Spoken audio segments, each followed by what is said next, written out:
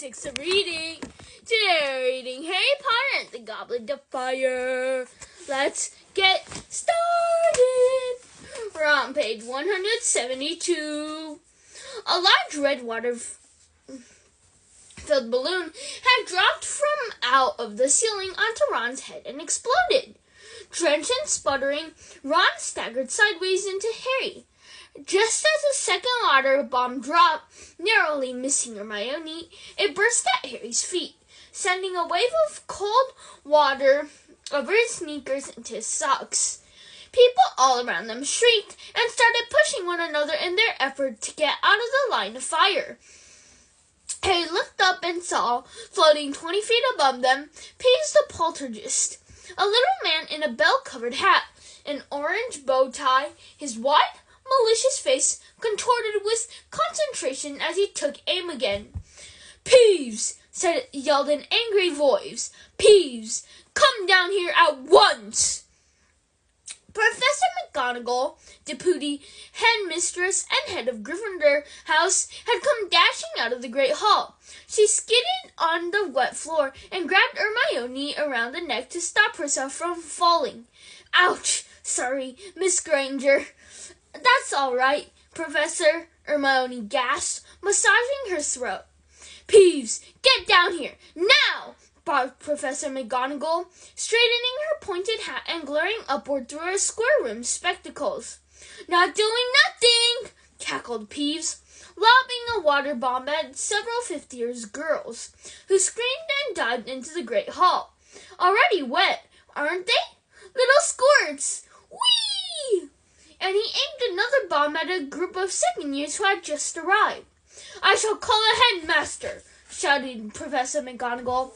"I'm warning you, Peeves!" Peeves struck out his tongue, threw the last of his water bombs into the air, and zoomed off up the marble staircase, cackling insanely like a maniac. "Well, move along then," said Professor McGonagall shortly to the bedraggled crowd. "Into the Great Hall! Come on!" Harry, Ron, and Hermione slipped and slid across the entrance hall and through the double doors on the right, Ron muttering furiously under his breath as he pushed his sopping hair off his face. The Great Hall looked its usual splendid self, decorated for the start of term feast. Golden plates and goblets gleamed by the light of hundreds and hundreds of candles, floating over the table in midair. The 4 long house tables were packed with chattering students. At the top of the hall, the staff sat along one side of a 5th table, facing their pupils. It was much warmer in here. Harry, Ron, and Hermione walked past the Slytherins, the Ravenclaws, and the Hufflepuffs, and sat down with the rest of the Gryffindors at the far side of the hall, next to nearly headless Nick, the Gryffindor ghost. Pearly white and semi-transparent, Nick was dressed tonight in his usual doublet, but with a particularly large ruff, which served the dual purpose of looking extra festive and ensuring that his head didn't wobble too much on his partially severed neck. "Good evening," he said, beaming at them. "Says who?" said Harry, taking off his sneaker and emptying them of water. "Hope they hurry up with the sorting. I'm starving." The sorting of the new students into the houses took place at the start of every school year, but by an unlucky combination of circumstances, Harry hadn't been present at one since his own. He was quite looking forward to it. Just then, a highly excited, breathless voice called down the table. "Hey, Harry!" It was Colin Creevey, a 3rd year to whom Harry was something of a hero. "Hi, Colin," said Harry wearily. "Hey, guess what? Guess what, Harry? My brother's starting. My brother Dennis." Good," said Harry. "He's really excited," said Colin, practically bouncing up and down in his seat.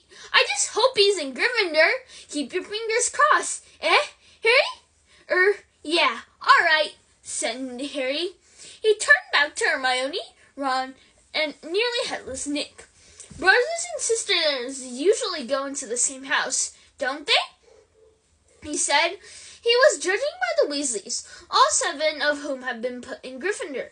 "Oh, no, not necessarily," said Hermione. "Parvati Patil's twins in Ravenclaw, and they're identical. You'd think they'd be together, wouldn't you?" Harry looked up at the staff table. There seemed to be rather more empty seats there than usual. Hagrid, of course, was still finding his way across the lake with the first years. Professor McGonagall was presumably supervising the drying of the entrance hall floor, but there was another empty chair too, and Harry couldn't think who else was missing. "Where's the new defense against the dark arts, teacher?" said Hermione, who was also looking up at the teachers. They had never yet had a defense against the dark arts teacher that had lasted more than 3 terms. Harry's favorite by far had been Professor Lupin, who had resigned last year. He looked up and down the staff table.